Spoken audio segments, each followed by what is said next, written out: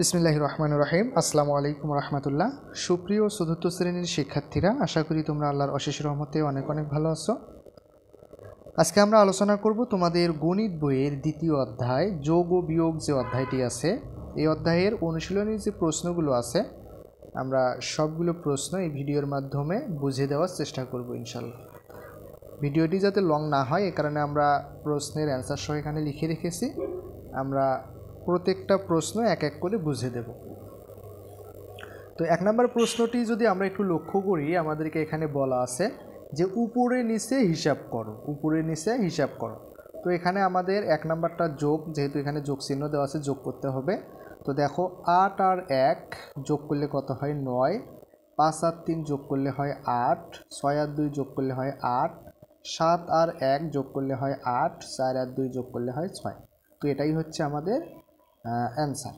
এরপর আমরা যদি 2 নম্বর প্রশ্নটা দেখি, তো এখানে 8 আর 6 যোগ করলে হয় 14, 14 4 হাতে থাকে 1, 1 আর 3 4, 4 আর 5 9 হাতে থাকে না, 7 আর 4 11, 11 1 হাতে থাকে 1, 1 আর 6 7, 7 আর 3 10, 10 0 হাতে থাকে 1, 1 আর 5 6, 6 আর 2 8।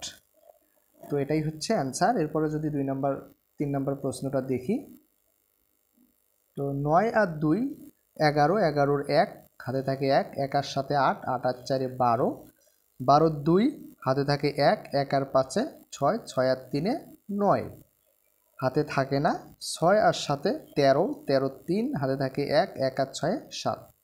এরপরে যদি 4 নম্বর প্রশ্নটা দেখি, 4 আর 6 10, 10 0 হাতে থাকে 1, 1 আর 2 3, 3 আর 7 10, 10 0 হাতে থাকে 1, 1 আর 7 8, 8 আর 2 10, 10 0 হাতে থাকে আবার 1, 1 আর 1 2, 2 আর 8 10, 10 0 হাতে থাকে 1, 1 আর 3 4, 4 আর 5 9।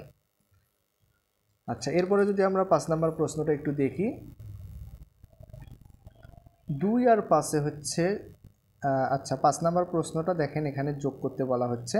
তাহলে 2 আর 5 কত, 7, 7 আর 2 9, এরপরে 3 আর 1 4, 4 আর 4 8, 5 আর 2 7, 7 আর 2 9, 2 আর 4 6, 6 আর 3 9, 2 আর 3 5, 5 আর 1 6। এরপরে যদি 6 নম্বরটা দেখি, 1 আর 2 3, 3 আর 7 10, 10 0 হাতে থাকে 1, 1 আর 3 4, 4 আর 4 8, 8 আর 4 12, 12 2 হাতে থাকে 1, 1 আর 4 5, 5 আর 1 6, 6 আর 8 14, 14 4 হাতে থাকে 1, 1 আর 8 9, 9 আর 2 11, 11 আর 9 20, 20 0 হাতে থাকে 2, 2 আর 1 3, 3 আর 1 4, 4 আর 4 8। আচ্ছা, এরপরে যদি 7 নম্বর প্রশ্নটা দেখি, তো এটাও হচ্ছে আমাদের যোগ করতে হবে। আচ্ছা দেখেন, তাহলে 4 আর 2 6, 6 আর 1 7, 7 আর 7 14, 14 4 হাতে থাকে 1, 1 আর 2 3, 3 আর 1 4, 4 আর 2 6, 6 আর 3 9 হাতে থাকে না, 5 5 10, 10 আর 5 15, 15 আর 5 20, 20 0 হাতে থাকে 2, 2 আর 3 5, 5 আর 2 7, 7 আর 2 9, 9 আর 4 13, 13 3 হাতে থাকে 1, 1 আর 2 3, 3 আর 1 4, 4 আর 3 7, 7 আর 1 8। আচ্ছা, এরপরে যদি 8 নাম্বারটা দেখি, এটাও আমাদের যোগ করতে হবে। তাহলে দেখেন 6 আর 7 13, 13 আর হচ্ছে 3 16, 16 আর 6 22, 22 আর 4 24, 22 আর হচ্ছে 4 26, 26 6 হাতে থাকে 2, 2 আর 4 6, 6 আর 6 12, 12 আর 2 14, 14 আর 8 22, 22 আর 8 30, 30 0 হাতে থাকে 3, 3 আর 4 7, 7 আর 6 13, 13 আর 1 14, 14 আর হচ্ছে 9 কত হয়, তাহলে 14 আর হচ্ছে 9 23, 23 আর 7 30, আবার 30 0 হাতে থাকে 3, 3 আর 9 12, 12 আর হচ্ছে 9 21, 21 আর 9 30, 30 আর 9 39, 39 আর 7 46, 46 6 হাতে থাকে 4, 4 আর 1 5, তাহলে 4 আর 1 5, 5 আর 1 6, 7 8 9, তাহলে এখানে হচ্ছে 9।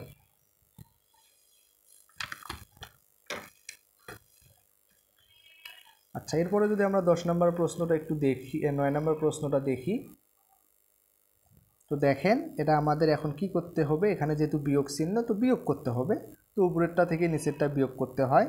তো এখানে উপরেও 2 নিচেও 2, তাহলে 2 আর 2 মিলে গেলে 0, তাহলে এখানে 0 বসাবো, কেন বাম পাশে অঙ্ক আছে এই কারণে 0 বসাবো।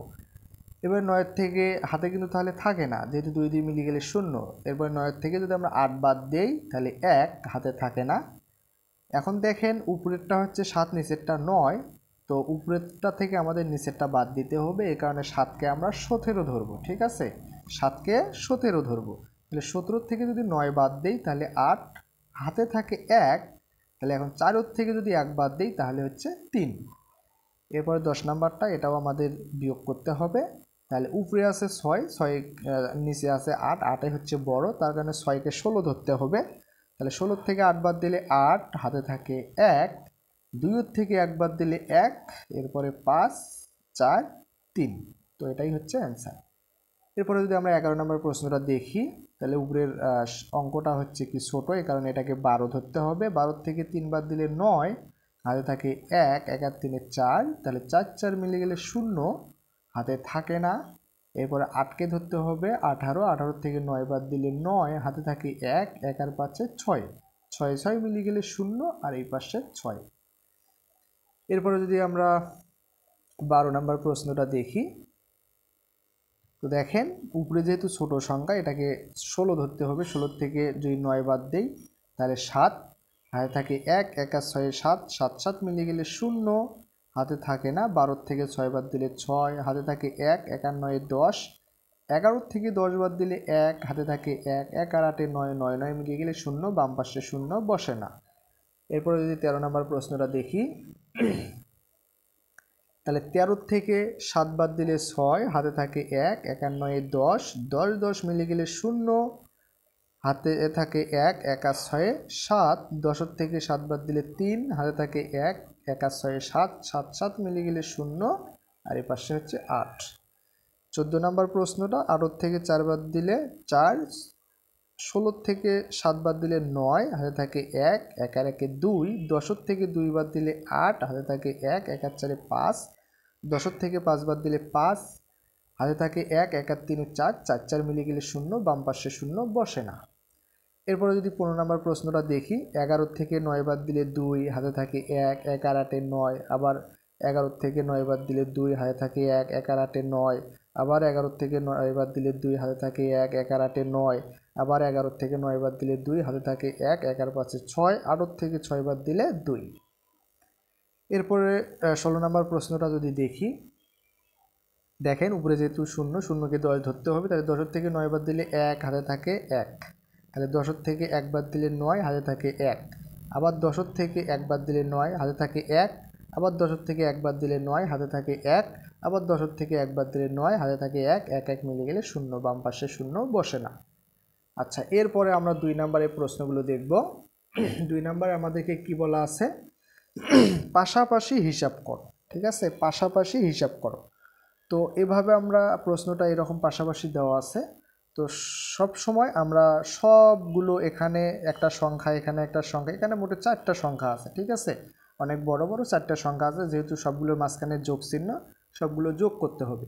তো এগুলো যোগ করার ক্ষেত্রে, পাশাপাশি যোগের ক্ষেত্রে আমরা কি করব, ওই সব সময় এককের অঙ্কগুলো সবগুলোর ক্ষেত্রে আগে যোগ করব, এরপরে দশকের অঙ্কগুলো, এরপরে শতকের অঙ্কগুলো, এরপরে হাজারের অঙ্কগুলো, এভাবে। ঠিক আছে, তো এই সংখ্যাটার একক স্থানীয় অঙ্ক 3, এই সংখ্যাটার একক স্থানীয় অঙ্ক 2, তাহলে 3 আর 2 5, 5 আর 1 6, 6 আর 5 11, তাহলে 11 1, হাতে থাকে 1, 1 আর 0 1, 1 আর 4 5, 5 আর 3 8, 8 আর 2 7, তাহলে আচ্ছা, তাহলে দেখেন আমরা যদি আরেকবার একটু দেখি, 3 আর 2 5, 5 আর 1 6, 6 5, 11 1, হাতে থাকে হচ্ছে কত 1, 1 আর 0 1, 1 আর 4 5, 5 আর 3 8, 8 আর 2 10, তাহলে 10 এর 0, হাতে থাকে হচ্ছে 1, 1 আর 1 2, 2 আর 1 3, 3 আর 1 4, 4 আর সাথে কত 4 আর সাথে 11, আবার 11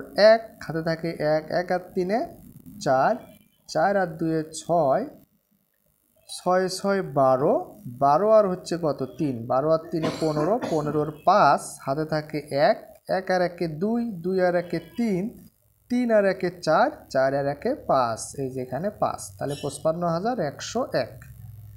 এরপরে যদি আমরা 2 নম্বর প্রশ্নটা দেখি, এখানে আমাদের বিয়োগ করতে হবে। তো দেখেন, তাহলে বিয়োগ করার ক্ষেত্রে সবসময় আমরা কি করব, এই যে বাম পাশে যে সংখ্যাটা আছে এটার থেকে ডান পাশের যে সংখ্যাটা আছে সেটা বিয়োগ করতে হবে।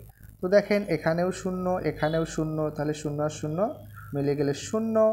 এরপরে এখানে 0, এখানে 6, তাহলে 0কে 10 ধরতে হবে, 10 থেকে 6 বাদ দিলে 4, হাতে থাকে 1, 1 আর সাথে 8, তাহলে এখানে আবার 0, তাহলে 10 থেকে 8 বাদ দিলে 2, হাতে থাকে 1, ঠিক আছে, 1 আর 8 9, তাহলে এখানে আবার 0, তাহলে দেখেন 10 থেকে 9 বাদ দিলে 1, হাতে থাকে 1, 1 আর 1 2, তাহলে 2 থেকে 2 বাদ দিলে 0, বাম পাশে 0 বসে না।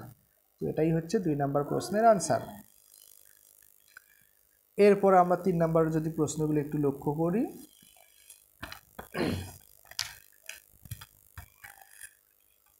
তো দেখেন 3 নম্বর প্রশ্নগুলো আমরা এখানে আমাদেরকে 3 নম্বরে বলা আছে যে খালি ঘর পূরণ কর, ঠিক আছে। তো 1 নম্বরে আমাদের এই প্রশ্নটা দেওয়া ছিল, এখানে একটা বক্স দেওয়া ছিল, বক্স -6483 ইকুয়াল 3517। তো এখান থেকে বক্সের যে সংখ্যাটা, এই সংখ্যাটা কত হবে সেটা বের করতে হবে, ঠিক আছে। তো এগুলো বের করার জন্য আমরা বক্সটাকে বাম পাশে রেখে, যেহেতু বক্সটার মান বের করতে হবে, আর যা আছে সব আমরা হচ্ছে সমান চিহ্নের ওই পাশে নিয়ে যাব বা ডান পাশে নিয়ে যাব। তো দেখেন, এ পাশে আমাদের ছিল 3517, আর এ পাশে ছিল -6483। এ পাশে যেহেতু মাইনাস, ও পাশে যা হয়ে যাবে প্লাস।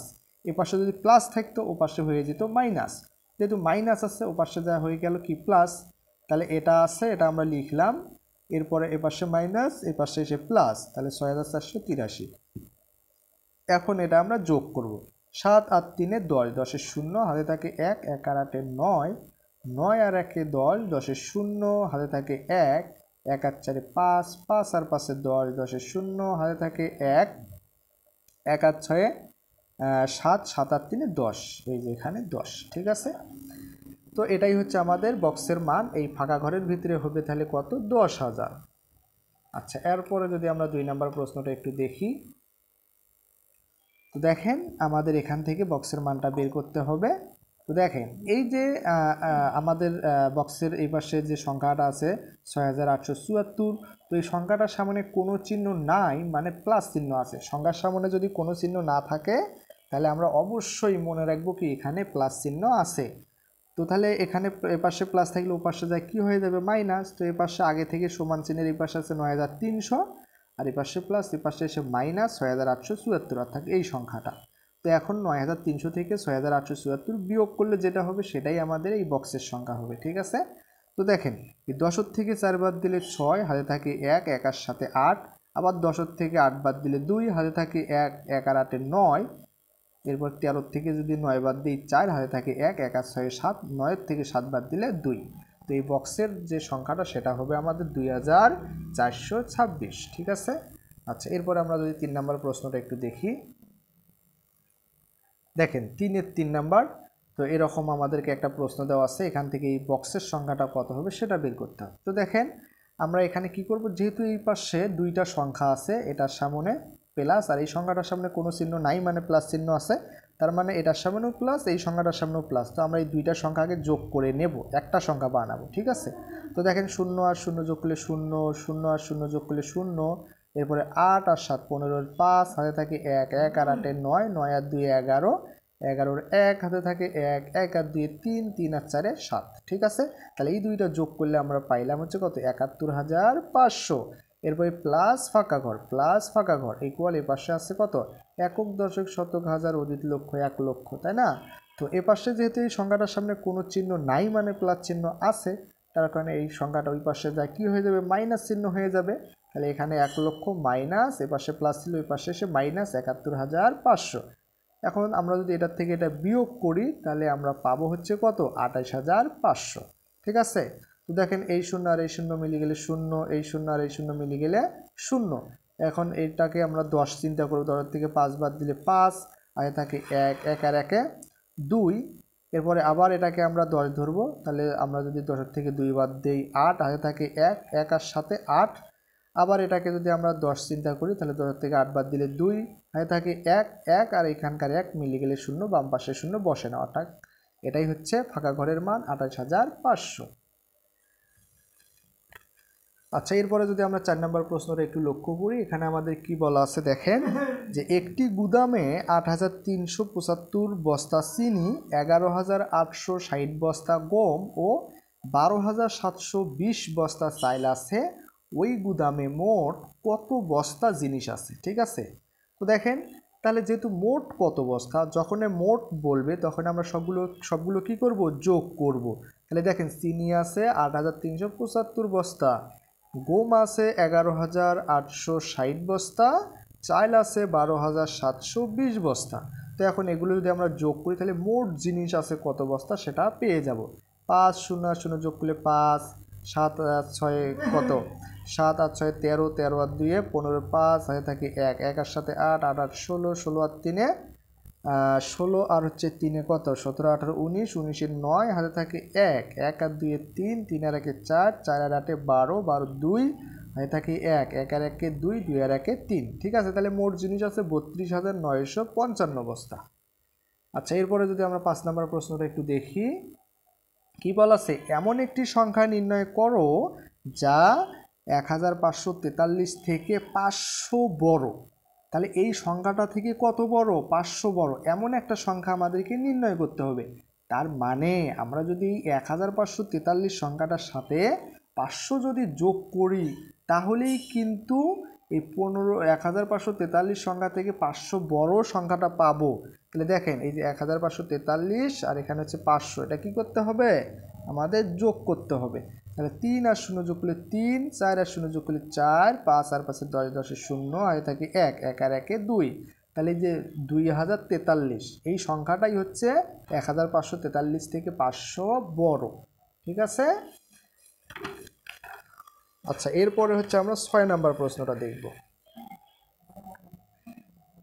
তো দেখেন, এখানে দেওয়া আছে 6, 4, 8 ও 0 অঙ্কগুলো মাত্র একবার ব্যবহার করে গঠিত বৃহত্তম ও ক্ষুদ্রতম সংখ্যার পার্থক্য কত? তো দেখেন, এই 6, 4, 8 ও 0 এই সংখ্যাগুলো দ্বারা যদি আমরা বৃহত্তম সংখ্যা গঠন করি, তাহলে বৃহত্তম সংখ্যা গঠনের ক্ষেত্রে সবচাইতে বড়টা আগে, তারপরে তার সাথে ছোটোটা, তারপরে তার সাথে ছোটোটা, অর্থাৎ বড় থেকে ছোট ক্রমে সাজাইলে আমরা বৃহত্তম সংখ্যা পাবো। আর ক্ষুদ্রতম সংখ্যার ক্ষেত্রে কি হবে, ছোট থেকে বড় ক্রমে সাজাতে হবে, তাই না? তো দেখেন, প্রথমে 8, কারণ এই অঙ্কগুলোর ভিতরে সবচাইতে 8 বড়, তার সাথে 6 ছোট, তার চাইতে 4 ছোট, তারপরে 0। তাহলে বৃহত্তম সংখ্যা হবে 8640। আর ক্ষুদ্রতম সংখ্যা কি হবে, সবচাইতে ছোট। তো এই অঙ্কগুলোর ভিতরে আমরা দেখতেই পাচ্ছি যে 0 সবচাইতে ছোট। তো আমরা যদি 0 সামনে নেই, সেক্ষেত্রে কিন্তু আমাদের 3 অঙ্কের সংখ্যা হয়ে যাবে, কারণ সামনে 0 থাকলে সেই শূন্যটা আর সংখ্যা হিসেবে গণ্য হবে না, তাই না? তো এই কারণে আমরা কি করব, এই শূন্যের চাইতে কে বড় এই অঙ্কগুলোর ভিতরে সেটা দেখতে হবে। শূন্যের চাইতে বড় হচ্ছে 4, তার কারণে আগে 4 নেব, তারপরে 0 নেব। এরপর হচ্ছে 4-এর চাইতে বড় 6, তার চাইতে বড় 8। তাহলে আমাদের ক্ষুদ্রতম সংখ্যা 4068। এখন আমাদেরকে বলছে বৃহত্তম ও ক্ষুদ্রতম সংখ্যার পার্থক্য কত, তাই না? তো বৃহত্তম সংখ্যা লিখব উপরে, ক্ষুদ্রতম সংখ্যা লিখব নিচে। এটা যদি আমরা এখন কি করি, বিয়োগ করি, তাহলেই আমাদের অ্যান্সারটা কি হয়ে যাবে। তো দেখেন, তাহলে 10 থেকে 8 বাদ দিলে 2, হাতে থাকে 1, 1 আর 6 7, 14 থেকে 7 বাদ দিলে 7, হাতে থাকে 1, 6 থেকে 1 বাদ দিলে 5, 8 থেকে 4 বাদ দিলে 4। তো এটাই হচ্ছে 6 নাম্বারের অ্যান্সার। এরপরে যদি আমরা 7 নাম্বার প্রশ্নটা একটু লক্ষ্য করি, দেখেন এখানে 56,806 এর সাথে কোন সংখ্যা যোগ করলে যোগফল 64,932 হবে। ঠিক আছে, তো সেই সংখ্যাটা আমাদেরকে বের করতে হবে। তাহলে আমরা এই যে 56,860 প্লাস ফাঁকা ঘর, অর্থাৎ এই ফাঁকা ঘরের ভেতরে এমন একটা সংখ্যা, যেই সংখ্যাটা যদি আমরা এই 56,806 সাথে যোগ করি, তাহলে 64,932 হবে। এ কারণে আমরা মাঝখানে ইকুয়াল চিহ্ন দিচ্ছি। ইকুয়াল চিহ্ন মানে কি, দুই পক্ষেই সমান। ঠিক আছে, অর্থাৎ এই সংখ্যা প্লাস ফাঁকা ঘরের ভিতরের সংখ্যা, এই দুটো যোগ করলে সমান সমান 64,932 হবে। এখন আমরা এই পাশের সংখ্যাটা ওই পাশে নিয়ে যাব, ক্যালকুলেশন করে দেখব যে ফাঁকা ঘরের সংখ্যাটা কত হয়। তো দেখো, এই সংখ্যাটার সামনে কোনো চিহ্ন নাই মানে প্লাস আছে, তাহলে ওই পাশে যায় কি হয়ে যাবে মাইনাস। তাহলে এই পাশে আছে ৬৪,৯৩২ আর এই পাশে ছিল প্লাস, এ পাশে এসে মাইনাস ৫৬,৮০৬ ৫৬,৮০৬। তো এখন এই সংখ্যাটা থেকে এই সংখ্যাটা যদি আমরা বিয়োগ করি তাহলেই আমাদের বক্সের ভিতরের সংখ্যাটা কত সেটা হয়ে যাবে। তো দেখেন আমরা যদি যে ১২ থেকে ৬ বাদ দিই তাহলে ৬ হাতে থাকে ১, ১ আর ০ ১, ৩ থেকে ১ বাদ দিলে ২ হাতে থাকে না, ৯ থেকে ৮ বাদ দিলে ১ হাতে থাকে না, এরপরে ১৪ থেকে যদি আমরা ৬ বাদ দিই তাহলে ৮ হাতে থাকে ১, ১ আর ৫ ৬, ৬ ৬ মিলে গেলে ০, বাম পাশে ০ বসে না, তার মানে ফাঁকা ঘরের সংখ্যাটা হবে কত ৮,১২৬। আচ্ছা, এরপরে যদি আমরা ৮ নম্বর প্রশ্নটা একটু লক্ষ্য করি, দেখেন এখানে বলা আছে ৩টি সংখ্যার যোগফল ৮৪,০২৫, তাদের মধ্যে দুইটি সংখ্যা একটা হলো ১২,৪৫০ ও আর একটা হচ্ছে ৩৭,৮৬৫ হলে তৃতীয় সংখ্যাটি কত। তো দেখেন তৃতীয় সংখ্যাটি বের করার জন্য যেহেতু আমাদেরকে 3টি সংখ্যার যোগফল দেওয়া আছে, এর জন্য আমাদেরকে যে দুইটা সংখ্যা দেওয়া আছে এই সংখ্যা দুইটা আমরা যোগ করব। তাহলে যোগ করলে যে সংখ্যাটা হবে, মোটে যে 3টা সংখ্যার যোগফল আছে সেটার থেকে এই দুইটা সংখ্যার যোগফল যদি আমরা বিয়োগ করি তাহলেই কিন্তু তৃতীয় সংখ্যাটা পাবো। তো দেখেন দুইটা সংখ্যা আগে যোগ করি, ০ আর ৫ যোগ করলে ৫, ৫ আর ৬ যোগ করলে ১১ ১ হাতে থাকে ১, ১ আর ৮ ৯, ৯ আর ৪ ১৩, ১৩ ৩ হাতে থাকে ১, ১ আর ৭ ৮, ৮ আর ২ ১০, ১০ এর ০ হাতে থাকে ১, ১ আর ৩ ৪, ৪ আর ১ ৫। তাহলে এই দুইটা সংখ্যার যোগফল ৫০,৩১৫। তাহলে তৃতীয় সংখ্যাটি কি হবে, এই যে ৮৪,০২৫ অর্থাৎ 3টা সংখ্যার যোগফল থেকে এই দুইটা সংখ্যার যোগফল বিয়োগ করব। তাহলে ৫ ৫ মিলে গেলে ০, ২-এর থেকে ১ বাদ দিলে ১, ১০-এর থেকে ৩ বাদ দিলে ৭ হাতে থাকে ১, ৪-এর থেকে ১ বাদ দিলে ৩, ৮-এর থেকে ৫ বাদ দিলে ৩। তো ৩৩,৭১০ এটাই হচ্ছে আমাদের তৃতীয় সংখ্যাটি। ঠিক আছে। আচ্ছা, এরপরে যদি আমরা একটু ৯ নম্বর প্রশ্নটা লক্ষ্য করি, দেখেন তাহলে ৯ নম্বরে আমাদেরকে কি বলা আছে, গীতা অপেক্ষা শিহাবের ৩৯০ টাকা বেশি আছে, শিমুল অপেক্ষা গীতার, তাহলে দেখেন শিমুল অপেক্ষা গীতার ৪৭৪ টাকা কম আছে, শিমুলের কাছে ৮৯০ টাকা আছে, গীতা ও শিহাবের কাছে কত টাকা আছে। ঠিক আছে, কত টাকা করে আছে আমাদেরকে সেটা বের করতে হবে। ঠিক আছে, কত টাকা আছে। তো দেখেন তাহলে কি বলছে, গীতা অপেক্ষা শিহাবের এত টাকা বেশি, গীতার চাইতে শিহাবের ৩৯০ টাকা বেশি, আবার শিমুলের অপেক্ষা গীতার ৪৭৪ টাকা কম। তাহলে দেখেন কার কম, গীতার কম। শিহাবের হচ্ছে গীতার চাইতে ৩৯০ টাকা বেশি আর শিমুল অপেক্ষা গীতার ৪৭৪ টাকা কম, তার মানে শিমুলের ৪৭৪ টাকা বেশি গীতার চাইতে, তাই না। তো দেখেন আমরা এখানে কিভাবে সমাধান করেছি, তাহলে শিমুলের কাছে আছে, দেখেন তো শিমুলের কাছে কত টাকা আছে ৮৯০ টাকা, আর এখানে বলা আছে যে শিমুল অপেক্ষা গীতার ৪৭৪ টাকা কম আছে, তার মানে শিমুলের কাছে টাকা আছে ৮৯০ টাকা, তাহলে গীতার কাছে কত টাকা থাকবে, যেহেতু শিমুলের চাইতে গীতার ৪৭৪ টাকা কম, তার মানে শিমুলের টাকা থেকে আমরা যদি শিমুলের টাকা থেকে ৪৭৪ টাকা যে গীতার কম আছে সেটা যদি বিয়োগ করি তাহলেই কিন্তু গীতার কাছে কত টাকা আছে সেটা পাওয়া যাবে। তাহলে ৮৯০ থেকে যদি ৪৭৪ বিয়োগ করি তাহলে হয় হচ্ছে কত ৪২০ টাকা। দেখেন ০ আর ০ মিলে গেলে ০, ৯ থেকে ৭ বাদ দিলে ২, ৮ থেকে ৪ বাদ দিলে ৪, তার মানে ৪২০ টাকা।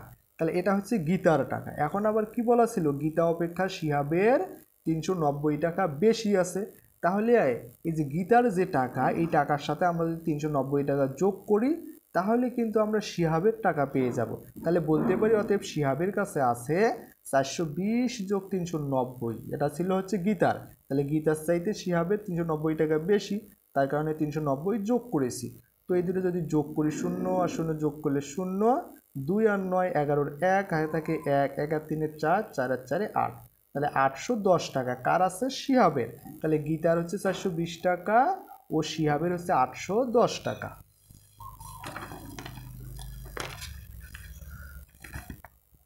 আচ্ছা, আমাদের সর্বশেষ আর ২টি প্রশ্ন আছে, আমরা যদি একটু লক্ষ্য করি, দেখেন তো ১০ নম্বর প্রশ্নে আমাদেরকে এরকম একটা ছক দেওয়া আছে, এখানে হচ্ছে শ্রেণী, প্রথম, দ্বিতীয়, তৃতীয়, চতুর্থ, পঞ্চম। আর এখানে ছাত্রছাত্রীর সংখ্যা বালক প্লাস বালিকা। এই যে শ্রেণী প্রথমে আছে 1632, শ্রেণী 2-এ আছে 1581, শ্রেণী 3-এ আছে 1543, আর শ্রেণী 4-এ আছে 1499, আর শ্রেণী 5-এ আছে 1577। ঠিক আছে, এখানে বলা আছে যে ছকে একটি বিদ্যালয়ের শিক্ষার্থীর সংখ্যা দেখানো হয়েছে। বিদ্যালয়টিতে মোট 3837 জন বালিকা রয়েছে। কে রয়েছে? বালিকা রয়েছে। কতজন রয়েছে? 3837 জন। এখন ওই বিদ্যালয়ে বালকের সংখ্যা কত? তো এখানে যে ছকটা দেওয়া আছে বালক প্লাস বালিকা, এগুলো সবগুলো আমরা যোগ করে দেখব যে মোটে কতজন বালক বালিকা আছে। তো সেখান থেকে এই যে বালিকা যে 3837 জন আছে সেটা যদি বিয়োগ করে দেই তাহলে বালক কতজন আছে সেটা কিন্তু আমরা পেয়ে যাব, তাই না? তো দেখো আমরা যোগ করি। তো আমরা যদি সংখ্যাগুলো যোগ করি, এই যে বিদ্যালয়ে যে ছাত্র ছিল, এটা ছিল প্রথম, এটা ছিল হচ্ছে দ্বিতীয়, এটা ছিল শ্রেণী 3, শ্রেণী 4, শ্রেণী 5। তো আমরা যদি যোগ করি দেখেন 7 আর হচ্ছে 9 কত? 16, 16 আর হচ্ছে 3, 16, 17, 18, 19, 19 আর 1 20, 20 আর 2 22, 22 2 আয় থাকে 2, 2 আর সাথে 9, 9 9 18, 18 আর 4 22, 22 আর 8 30, 30 আর 3 33, 33 এর 3 হাতে থাকে 3, 3 আর 5 8, 8 আর হচ্ছে 4 13, 13 আর 5 18, 18 আর হচ্ছে 5 22, 22 আর 6 28, 28 এর 8 হাতে থাকে 2, 2 আর 1 3, 4 5 6 7, এখানে 7। তাহলে বিদ্যালয়ে বালক আর বালিকার সংখ্যা হচ্ছে কতজন? 7832 জন। আর আমাদের হচ্ছে বালিকার সংখ্যা ছিল 3837 জন, প্রশ্নেই দেওয়া ছিল। তাহলে আচ্ছা, কার সংখ্যা দেওয়া ছিল?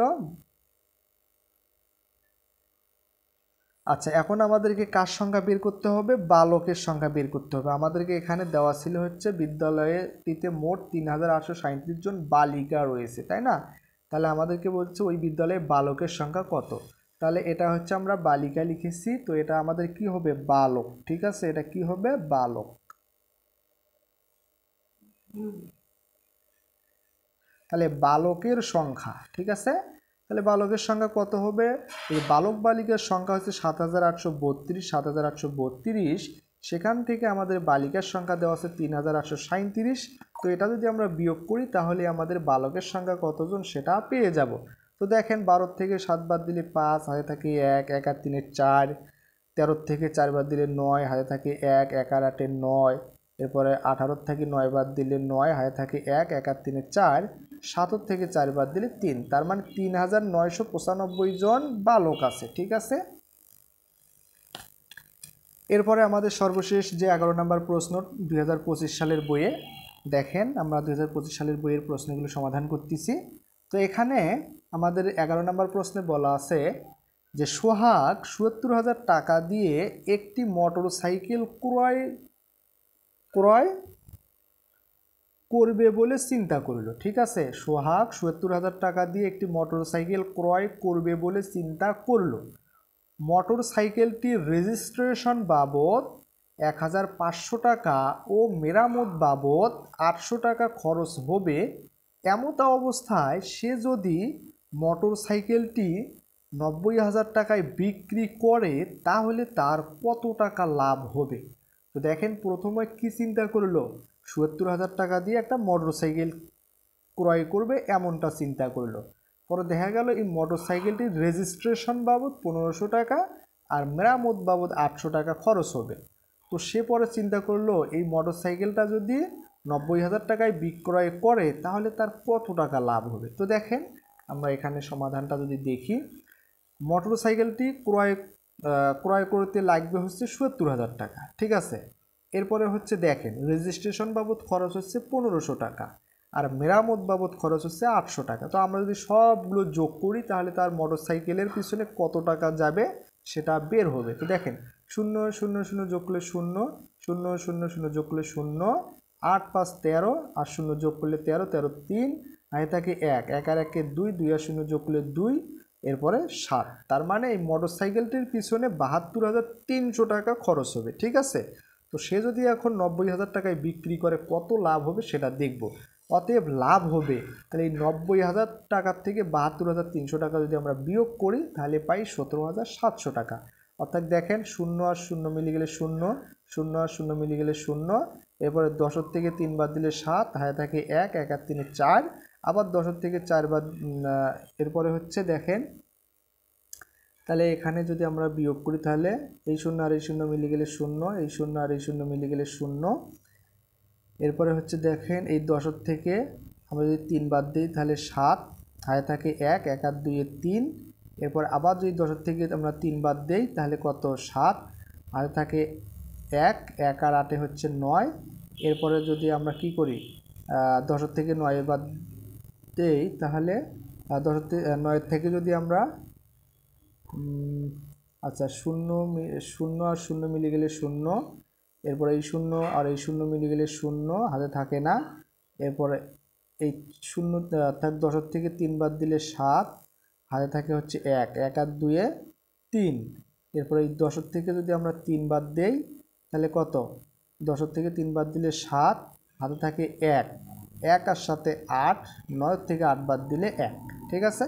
তাহলে 17,700 টাকা। তাহলে লাভ হবে কত টাকা 17,700 টাকা। 90,000 থেকে 72,300 বিয়োগ করলে 17,700 টাকা। তো আশা করি আমাদের যে প্রশ্নগুলো ছিল এগুলো আমরা বুঝতে পেরেছি। তোমাদের পুরাতন বইয়ে অর্থাৎ 2025 সালের আগে যে বই ছিল এই বইয়ের ভিতরে আমাদের এই প্রশ্নটা দেওয়া ছিল, যেটা আমাদের নতুন বইয়ের ভিতরে নাই, ঠিক আছে। তো আমরা জাস্ট একবার একটু দেখে দেই যে একটি পার্কে একটি বট গাছ ও একটি পাইন গাছ আছে। 150 বছর পূর্বে গাছ দুইটির বয়সের যোগফল ছিল 2,961 বছর। বর্তমানে পাইন গাছটির বয়স 1432 বছর। 200 বছর পর বট গাছটির বয়স কত হবে? তো এটা হচ্ছে তোমাদের পুরাতন বইয়ে ছিল 2025 সালের যে বই, সেই বইয়ে কিন্তু এই প্রশ্নটা নাই, ঠিক আছে। আমরা জাস্ট এক নজর একটু দেখাচ্ছি।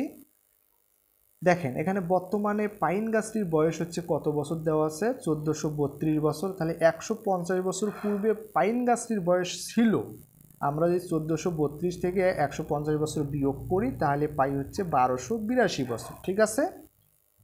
এরপরে দেখেন 150 বছর পূর্বে বটগাছটির বয়স দেওয়া ছিল হচ্ছে 29,061, ঠিক আছে। অর্থাৎ 150 বছর পূর্বে বটগাছটির বয়স ছিল 29,061 থেকে আমরা যদি 1282 বিয়োগ করি তাহলে 1679 বছর, ঠিক আছে। তাহলে বর্তমানে বটগাছটির বয়স কত হবে? বর্তমানে বটগাছটির বয়স হবে, আমরা যদি এই 1679 সাথে 150 যোগ করি তাহলে আমরা পাই হচ্ছে 1829 বছর। সুতরাং 200 বছর পর বটগাছটির বয়স হবে, এর সাথে যদি আমরা 200 যোগ করি তাহলে 2029 বছর, ঠিক আছে। তো এটা জাস্ট আমরা এক নজর দেখাইলাম, এটা হচ্ছে তোমাদের নতুন বইয়ে দেওয়া নেই বা এটা তোমাদেরকে সমাধান করতে হবে না। যারা সমাধান করতে চাও তোমরা একবার দেখে নিতে পারো। তো এটাই ছিল আমাদের আজকের আলোচনা। ভিডিওটি যদি ভালো লাগে অবশ্যই তোমাদের বন্ধুদের মাঝে শেয়ার করো যাতে এখান থেকে সবাই উপকৃত হতে পারে। তো পরবর্তী ভিডিওর আমন্ত্রণ জানিয়ে এখানেই শেষ করেছি। সবাইকে ধন্যবাদ। আসসালামু আলাইকুম ওয়া রাহমাতুল্লাহ।